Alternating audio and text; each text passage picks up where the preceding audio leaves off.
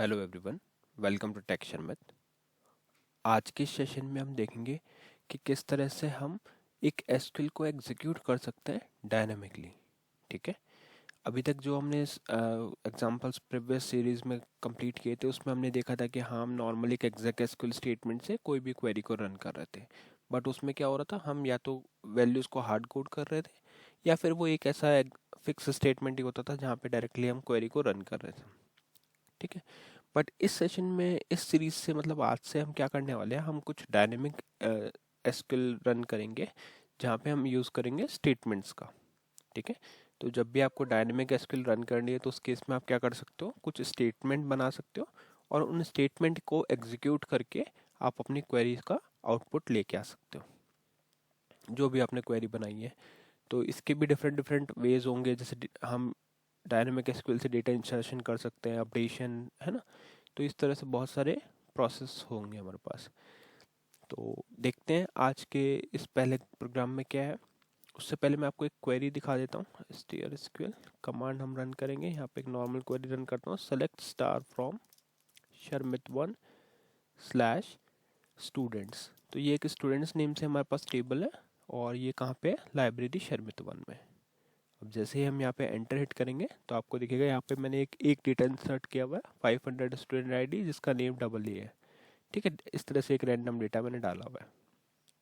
अब हम क्या करेंगे, एक एसक्यूएल आरपीजीली का प्रोग्राम लिखेंगे जिसके थ्रू हम इसमें डेटा इंसर्ट तो करेंगे पर वो डायनेमिक होगा। ठीक है। उसमें ऐसा नहीं है कि हर बार आपके जो स्टूडेंट के आईडी और नेम है वो फिक्स रहने वाला है, वो चेंज भी हो सकता है। वो यूज़र डिसाइड करेगा कि उसको क्या डेटा इंसर्ट करना है।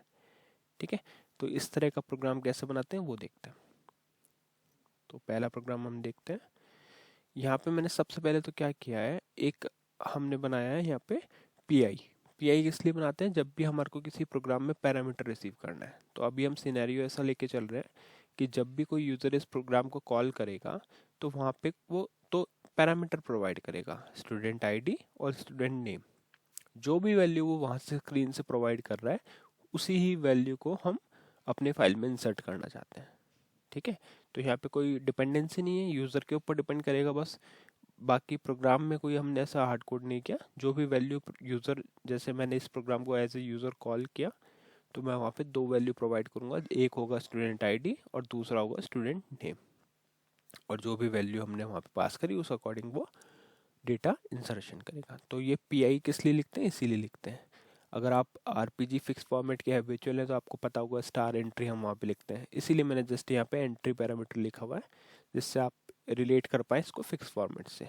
बट मैं यही रिकमेंड करूँगा कि आप फ्री फॉर्मेट में इस तरह से पीआई डिफाइन करो, जिससे जैसे ही आप इस तरह से पीआई लिखते हो तो इस प्रोग्राम को एक इंडिकेशन मिलता है कि हाँ, ये प्रोग्राम ये दो पैरामीटर रिसीव करने वाला है। ठीक है। तो ये तो हो गया हमारा पैरामीटर्स। उसके बाद में हमने क्या बनाया, उसके बाद में हमने एक डिफाइन किया कांस्टेंट। कांस्टेंट का नेम क्या है, SQL state underscore valid 5 times 0 के साथ। इस कांस्टेंट को मेनली हम यूज़ करते हैं अपनी क्वेरी को वेरीफाई करने के लिए कि जो भी हमने क्वेरी या स्टेटमेंट रन किया क्या वो प्रॉपर एग्जीक्यूट हुआ क्या। अगर वो एग्जीक्यूट हो गया तो ये रिटर्न करेगा 5 टाइम्स 0, और एग्जीक्यूट नहीं हुआ तो उस केस में वो कुछ और एसक्यूएल स्टेट रिटर्न करेगा। कुछ स्पेसिफिक कंडीशंस भी होती है जहाँ पे वो जैसे एंड ऑफ फाइल के केस में 2000 रिटर्न करता है, वैसे और भी डिफरेंट डिफरेंट सिनेरियोस होते हैं। ठीक है। तो ये तो हो गया हमारा कांस्टेंट का। उसके बाद में हमने एक वेरिएबल डिक्लेयर किया हुआ है जिसका नेम है एसक्यूएल एसटीएमटी। जैसा मैंने आपको बताया कि हम क्या करने वाले, एक डायनेमिक एसक्यूएल रन करेंगे तो उसके लिए हम यूज़ करते हैं स्टेटमेंट्स का। और स्टेटमेंट को हम कैसे बना सकते हैं, एक स्ट्रिंग बनाते हैं हम, है ना। एक स्ट्रिंग होगी, उस स्ट्रिंग को फिर हम एज ए स्टेटमेंट उस पर्टिकुलर स्ट्रिंग के ऊपर हम एक स्टेटमेंट बनाएंगे और फिर उस स्टेटमेंट को जब एग्जीक्यूट करेंगे तब वो अपना डिजायर्ड आउटपुट लेके आएगा। तो उस स्ट्रिंग को बनाने के लिए, उस स्ट्रिंग को होल्ड करने के लिए हमने एक ये वेरिएबल बनाया, SQL state underscore sorry SQL STMT, जिसकी लेंथ रखी है 100। ये आप अपने अकॉर्डिंग एडजस्ट कर सकते हो। फिर हमने हर बार की तरह ये कमिट ऑप्शन को नन पे सेट किया और यहाँ पे हम क्या कर रहे हैं, प्रिपेयरिंग स्ट्रिंग फॉर स्टेटमेंट। तो ये स्ट्रिंग बना रहे हैं। स्ट्रिंग बनाना कुछ डिफिकल्ट काम नहीं है। मोस्टली लोग इसमें ही कंफ्यूज हो जाते हैं और गलत बना देते हैं, बट आपको मैं बताता हूँ एक ट्रिक। सबसे पहले आपको वेरिएबल लिखना है, इक्वल का साइन लगाना है, उसके बाद में एक कोट लगाना है, सिंगल कोट, और वहाँ पे आपको जो भी क्वेरी एग्जीक्यूट करना चाह रहे हो आप उसको एज इट इज लिख देना है। तो कैसे लिखोगे, इंसर्ट इनटू स्टूडेंट्स। अब अगर मेरे को यहाँ पे लाइब्रेरी स्पेसिफाई करनी होती तो मैं सिंपल यहाँ पे लिख देता शर्मित वन स्लैश स्टूडेंट, वो कोई इशू नहीं है ना, वो जैसा भी आपका क्वेरी है उस अकॉर्डिंग आप यहाँ पे मेंशन कर सकते हो। फिर हमने डाल दिया कि कौन से कॉलम हमारे को चाहिए, किस कॉलम में हम वैल्यू इंसर्ट कर रहे हैं, तो यहाँ लिख दिया स्टूडेंट आईडी स्टूडेंट नेम।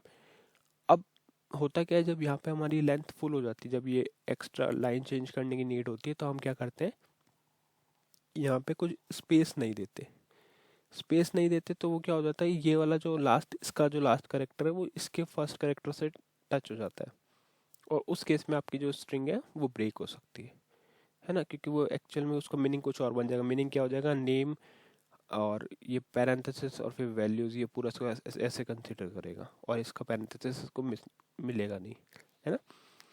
तो जब भी आप इस तरह से एक स्ट्रिंग को ब्रेक कर रहे हो तो एक एक्स्ट्रा स्पेस या तो आप यहाँ पे रखो, या फिर जब नया स्टेटमेंट जो नई लाइन शुरू कर रहे हो उससे पहले एक स्पेस रखो, और दोनों भी रखोगे तो भी सेफ साइड के लिए दोनों भी रख सकते हैं। बट मेरा हैबिट है कि मैं जब भी कोई स्ट्रिंग एंड करता हूँ तो उसके बाद में एक स्पेस देता हूँ, जिससे फिर नेक्स्ट लाइन में ऑटोमेटिकली वहाँ पे एक स्पेस मिलता है।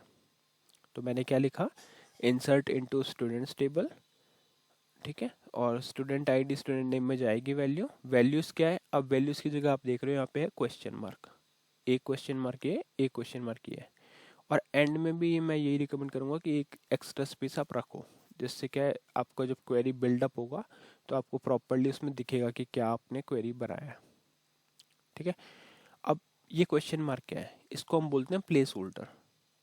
अब हमें पता है कि हम वैल्यूज़ को फिक्स तो कर नहीं रहे, अगर फिक्स कर रहे होते तो हम डायरेक्टली यहाँ पे वही वैल्यू लिख देते, कोर्स में नेम लिख देते, या जो भी आप वैल्यूज़ पास करो वो लिखते। बट अभी हम वैल्यू डायनेमिकली ले रहे हैं, तो यहाँ पे एक प्लेस होल्डर दे दिया क्वेश्चन मार्क दोनों तरफ। अब जो भी वैल्यू हमने प्रोवाइड करी एज ए पैरामीटर, वो वैल्यू इन प्लेस होल्डर से रिप्लेस हो जाएगी, ठीक है। तो इसलिए हमने ये प्लेस होल्डर दिया। तो ये क्या बन गया, ये स्टेटमेंट नहीं है, ये हमारी सिर्फ स्ट्रिंग बनी है। हम क्या क्वेरी रन कर रहे हैं वो स्ट्रिंग बनी है। अब इस स्ट्रिंग को वेरीफाई करने का एक बेस्ट वे ये है कि आप इसको इतना कॉपी कर लो। मैं एक बार आपको दिखा देता हूँ प्रोसेस। यहाँ से कॉपी किया, STR पे पेस्ट किया, इस जगह पे हम क्या करेंगे, सिंपल क्वेश्चन मार्क की जगह पे वो वैल्यूज पुट कर देंगे जो हमारे को डालने, जैसे मैंने यहाँ पे डाल दिया। स्टूडेंट आईडी के लिए हम दे देते हैं 50, और यहाँ पे दे देते हैं स्टूडेंट नेम के लिए टेस्ट, और एंटर किया। देखो 1 रो इंसर्टेड, और इसी को वेरीफाई करने के लिए क्वेरी रन करेंगे फिर से, तो यहाँ पे रिकॉर्ड इंसर्ट हो गया। मतलब हमारी जो क्वेरी है वो प्रॉपर है, जस्ट अब हमारे को क्या करना है, इन वैल्यूज़ की जगह प्लेस होल्डर वाला रखना है, तो वो सही है, प्लेस होल्डर है हमारा, है ना। मतलब ये स्ट्रिंग तो प्रॉपर है। तो स्ट्रिंग वेरीफाई ऐसे कर ली हमने मैन्युअली। अब हम इसको स्टेटमेंट बना देंगे। तो स्टेटमेंट बनाने के लिए यही होता है प्रिपेयर और एग्जीक्यूट स्टेटमेंट का प्रोसेस। तो स्टेटमेंट बनाने के लिए आपको क्या लिखना है, आपको लिखना है exec SQL प्रिपेयर, और यहाँ पे आएगा स्टेटमेंट का नेम, जैसे हम कर्सर बनाते थे बस वहाँ पे डिक्लेयर होता है, यहाँ पे प्रिपेयर होता है। तो यहाँ आ जाएगा प्रिपेयर STMT1, ये कुछ भी नेम रख सकते हो, ठीक है। और इसको मीनिंगफुल भी रख सकते हैं, जैसे डिलीट स्टेटमेंट, इस तरह से कुछ। और मैं वही रिकमेंड करूँगा कि उस मीनिंगफुल वे नेम्स के साथ ही आप मूव करें उस पर। तो यहाँ पे लिखेंगे प्रिपेयर STMT1 फ्रॉम, और यहाँ पे वेरिएबल वो स्ट्रिंग आ जाएगी जिसके लिए हमें स्टेटमेंट बनाना है। तो ये स्ट्रिंग हमने ऊपर बनाई थी, इसको एज ए होस्ट वेरिएबल आप यहाँ पास करोगे। तो यहाँ आ गया SQL STMT, स्टेटमेंट बन गया। अब हम इस स्टेटमेंट को एग्जीक्यूट करेंगे। तो एग्जीक्यूट करने के लिए आपको क्या करना है, आपको लिखना है exec SQL एग्जीक्यूट SQL, फिर यहाँ पे आएगा एग्जीक्यूट STMT1 यूजिंग। अब ये यूजिंग क्यों लगाना है, क्योंकि हमने वहाँ पे प्लेस होल्डर दिया था। तो प्लेस होल्डर दिया, इसका मतलब हमारे को कुछ वैल्यूज़ भी प्रोवाइड करनी होगी, क्योंकि वो क्वेश्चन मार्क एक्सपेक्ट कर रहे हैं कुछ वैल्यूज़। तो यहाँ लिखेंगे यूजिंग, और फिर वो दोनों वैल्यू यहाँ पास कर सकते हो। तो ये वैल्यूज़ मैं कहाँ से पिक कर रहा हूँ, ये हम कर रहे हैं पैरामीटर से। तो पहला होस्ट वेरिएबल मेरा आ रहा है p_student_id। p_ जो मेरा प्रीफिक्स रहता है वो रहता है वेरिएबल्स पैरामीटर्स के लिए जो हम रिसीव कर रहे हैं। तो यहाँ आ गया पहला पैरामीटर p_student_id, और यहाँ पे आ गया दूसरा पैरामीटर p_student_name। ये आपने देखा PI में हमने ऑलरेडी डिफाइन किया हुआ है, ठीक है। तो ये क्या करेगा, अब ये स्टेटमेंट को एग्जीक्यूट करेगा इन दोनों वैल्यूज़ के साथ में। अब जैसे ही ये स्टेटमेंट एग्जीक्यूट होगा फिर हम नॉर्मल वैलिडेशन करेंगे। तो यहाँ पे देख रहे हैं एसक्यूएल स्टेट को, अगर वो इक्वल है एसक्यूएल स्टेट अंडरस्कोर वैलिड के तो डिस्प्ले कर देंगे डेटा इंसर्टेड, और एल्स कंडीशन में हम क्या करेंगे, एरर शो करेंगे और एसक्यूएल स्टेट को भी प्रिंट कर देंगे और फिर INDEF करके INLR ऑन कर देंगे। तो अभी इसको एक बार मैं आपको कॉल करके दिखाता हूँ। तो यहाँ पे हम करते कंपाइल कॉल। अब ये पैरामीटर प्रोग्राम है, पैरामीटराइज प्रोग्राम में अगर हम इसको डायरेक्ट कॉल करूँगा तो ये एरर देगा, पॉइंटर और प्रोग्राम एरर। ठीक है, तो हमें क्या करना होगा, इसको हमें कॉल करना है पैरामीटर के साथ। तो C लिख के आप F4 लिखो, F4 लोगे। अब 2 पैरामीटर है तो इस जगह पे आपको एक और लाइन चाहिए, तो हम यहाँ लगाएंगे प्लस। ठीक है, ये वैल्यूज़ बढ़ाने के लिए, तो यहाँ पे लिखा प्लस, एंटर। अब पहला पैरामीटर, तो पहला पैरामीटर मैं दे देता हूँ इसमें 100 और दूसरी वैल्यू यहाँ पे आएगी, बाकी ये सब डिफ़ॉल्ट रख सकते हैं। दूसरी वैल्यू में मैंने डाल दिया ABC और एंटर हिट किया, फिर से एंटर हिट किया तो एक मैसेज आया। अब वो मैसेज जल्दी से रिमूव हो गया, तो आप क्या करोगे, F10 प्रेस करोगे, फिर से F10 प्रेस करोगे तो यहाँ पे लिखा हुआ है डेटा इंसर्टेड। ये इसमें इसको एक्सक्लेमेशन मार्क को इस तरह से दिखा रहा है CCS ID की वजह से, बट आपका डेटा इंसर्ट हो चुका है। तो अब इस टेबल को देखोगे तो यहाँ पे आपको डेटा मिलेगा 100 ABC। तो क्या हुआ इसमें, अपना जो डेटा था वो इंसर्ट हुआ और डायनेमिकली हुआ, हमने कोई भी वैल्यू फिक्स नहीं किया। अब मैं फिर से ये प्रोग्राम कॉल करूँ अगर, तो मैं दूसरी वैल्यू से भी इसको डेटा इंसर्ट कर सकता हूँ। जैसे यहाँ पे मैंने कर दिया 600 और यहाँ पे मैंने कर दिया XYZ। तो इस केस में ये क्या करेगा, ये वाला डेटा इंसर्ट कर देगा। तो ये आप कुछ भी फिक्स नहीं है, जो भी अगर आपने स्क्रीन बनाया हुआ तो स्क्रीन से आप डेटा ले सकते हो, जैसा हम पैरामीटर से ले रहे हैं वो डेटा आ सकता है। तो यहाँ पे XYZ डेटा आ गया। अब सेम चीज़ को अगर मैं आपको एक बार डीबग में लेके और दिखा देता हूँ, जिससे थोड़ा आपको क्लियर हो जाएगा कि कैसे स्टेटमेंट वगैरह बन रहे हैं। तो यहाँ पे मैं करता हूँ NDebug, पहले से डीबग नहीं है, ठीक है। अब इसको करेंगे सोर्स से कंपाइल, तो आप 14 लिखोगे यहाँ पे, और एक शॉर्ट वे ये है कि आप यहाँ पे लिख दो DBG व्यू, वरना F4 से आपको पता ही है कैसे सोर्स से होता है। तो यहाँ पे DBG व्यू सोर्स और एंटर, कंपाइल हो गया। अब इसको करेंगे डीबग। तो डीबग के लिए प्रोग्राम का नेम कॉपी किया, यहाँ पे हम लिखेंगे strdbg F4 स्टेटमेंट 1 और इन दोनों को मार्क करेंगे यस।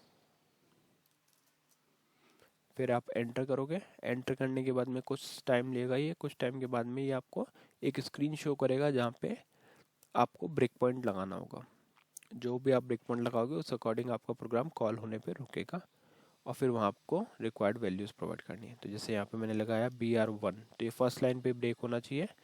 F10 किया, प्रोग्राम को कॉल किया, ये पैरामीटराइज कॉल होना चाहिए। तो F4 लेके पहले पैरामीटर डालेंगे, इधर आएगा प्लस, यहाँ पे आएगी वैल्यू, तो मैंने किया 700 और यहाँ पे आ जाएगा ABCD, ठीक है। और यहाँ पे किया इसका क्लोज और एंटर, फिर से एंटर करती है, ये पैरामीटर प्रोग्राम में आ गया। अब F10 किया मैंने, पहला स्टेटमेंट, तो ये SQL स्टेटमेंट देखते हैं क्या बना।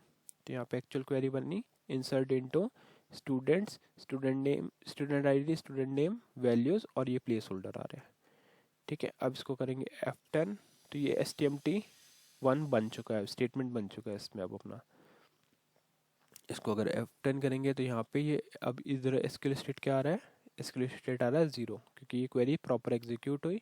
तो इस केस में जाएगा डेटा इंसर्टेड पे और फिर INLR ऑन हो जाएगा। तो इस तरह से आपकी क्वेरी बनती है। बट मेन जो मैंने आपको दिखाया अभी वो ये था कि जब भी आपकी डिबग पे क्वेरी वाला स्टेटमेंट जो आप स्ट्रिंग यूज़ कर रहे हो वो बन जाए तो आप F11 लेके देख भी सकते हो। कई बार क्या होता है क्वेरी प्रॉपर नहीं बनती, जिस वजह से भी एरर आते हैं। तो हमेशा क्वेरी को वेरीफाई करो F11 से कि उसमें वही वैल्यूज़ बननी चाहिए। जैसे मैं एक बार फिर से दिखाता हूँ, यहाँ पे स्टेटमेंट की बात कर रहे हैं हम, तो यहाँ पे स्टेटमेंट में ये दिखना चाहिए आपको कि हाँ ये प्रॉपर हुआ है। कई बार क्या होता है लाइन चेंज की वजह से ये और ये वैल्यू मैच हो जाती है, मतलब यहाँ पे कोई स्पेस नहीं होता तो भी वो एरर जनरेट करता है। तो अगर बार बार कोई इशू आपका रन टाइम पे आ रहा है तो आप ये वाली चीज़ देख सकते हो, ठीक है। और स्टेटमेंट वेरीफाई करने का वे मैंने आपको बताया, आप पहले उस क्वेरी को डायरेक्टली यहाँ से बस क्वेश्चन मार्क रिप्लेस करके वैल्यूज़ डाल सकते हो, तो आपको पता चल जाएगा कि वो क्वेरी जो है वो प्रॉपर एग्जीक्यूट हो रही है। उसके बाद में सिंपल आपको जो भी आपकी रिक्वायरमेंट है उस अकॉर्डिंग पैरामीटर्स देके प्रोग्राम को कॉल करना है। ठीक है, तो इस सेशन में हमने मेनली क्या देखा, हमने देखा कि कैसे हम एसक्यूएल को एग्जीक्यूट करवा सकते हैं डेटा इंसर्शन के लिए, वो भी डायनामिकली। यहाँ पे कोई भी चीज़ फिक्स नहीं थी, सब डायनामिक हुआ। स्टेप्स क्या थे, अब इसको डायनामिक बना रहे हैं तो पैरामीटर लिए हमने, पैरामीटर के लिए हमने पीआई बनाया, पीआई में 2 वैल्यूज़ को रिसीव किया एज ए इनपुट पैरामीटर। फिर आपको कांस्टेंट बनाना है। उसके बाद में मेन स्टेप में ये रहता है कि आपको स्ट्रिंग प्रिपेयर करनी है। तो ये हो गया प्रिपेयर स्ट्रिंग फॉर स्टेटमेंट। वहाँ पे आप एज इट इज़ अपनी क्वेरी डालोगे, क्वेरी वेरीफाई करोगे कि यहाँ पे एंड हो। और ट्रिक ये है कि आप हमेशा लास्ट में स्पेस एक्स्ट्रा रखो। ठीक है, स्ट्रिंग बन गया। उसके बाद में आपको स्टेटमेंट बनाना है, सिंपल एक क्वेरी ये कमांड रन करके prepare stmt1 from SQL statement. यहाँ पे आप कुछ भी नेम ले सकते हो stmt1 की जगह। स्टेटमेंट बन गया, उसके बाद में उसे एग्जीक्यूट करना है, तो एग्जीक्यूट stmt1 यूजिंग, और जो भी 2 पैरामीटर आपने वहाँ पे लिए थे उनका ऑर्डर सही होना चाहिए। क्योंकि आप जैसे क्वेरी में देख रहे हो तो क्वेरी में क्या है, स्टूडेंट आईडी पहले आप मूव कर रहे हो और स्टूडेंट नेम बाद में कर रहे हो, तो उसी ऑर्डर में आपको यहाँ पे होस्ट वेरिएबल प्रोवाइड करना है। वरना वो क्या होगा, पहले क्वेश्चन मार्क से दूसरी वैल्यू मूव कर देगा, तो वो गलत है। तो आपको इस तरह से चेक करना है, जो भी आपकी वैल्यूज़ मूव होनी चाहिए पहले क्वेश्चन मार्क पे वो आएगा। तो यहाँ पे हमारे को चाहिए स्टूडेंट आईडी और दूसरे में आएगा स्टूडेंट नेम। उसके बाद में हम चेक करेंगे स्किल स्टेट को, अगर वो वैलिड के इक्वल है तो डेटा इंसर्टेड, और कुछ और है तो जस्ट उसको प्रिंट कर देंगे, जिससे नेक्स्ट टाइम फिर हम प्रोग्राम जब बनाएं तो हमें पता हो कि कौन से एसक्यूएल स्टेट, अगर जैसे हम बात करें किसी और एंड ऑफ फाइल का या कुछ, तो उसमें हमें पता है 2000 वगैरह ये आता है, तो उस अकॉर्डिंग फिर आप अपने प्रोग्राम को कस्टमाइज़ कर सकते हो। ठीक है, तो इस सेशन के लिए इतना ही था। नेक्स्ट सेशन में बाकी टॉपिक डिस्कस करेंगे। So thank you for watching take share में।